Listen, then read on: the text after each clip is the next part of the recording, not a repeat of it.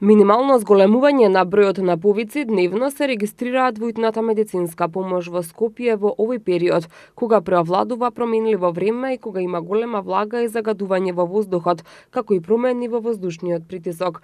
Дневно во итната медицинска помош има до 120 повици, а граѓаните најчесто имаат симптоми на малаксаност, замор, вртоглавица и промени во притисокот. Зголемен е бројот на повици, но не толку драматично за да е алармантно. Се јавуваат со различна симптоматологија, со кардиоваскуларни и со белодробни заболувања, со хипертензии, односно со секаков тип проблематика, што е стандардно во итната медицинска помош, изјави за МИА денеска раководителот на службата за итна медицинска помош во Скопје Милица Бубало.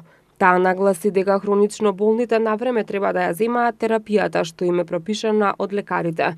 Повеќето од нив посочи таа, знаат дека кога немаат голема потреба не треба да излегуваат надвор кога загадувањето на воздухот е зголемено и кога има магла.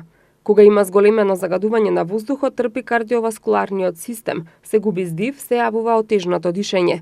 Поретко треба да се проветруваат просториите, треба да се користат заштитни средства како распрскувачи на воздухот, а пациентите редовно да ја пијат терапијата и да ги почитуваат препораките од нивниот матичен лекар, додаде Бубало.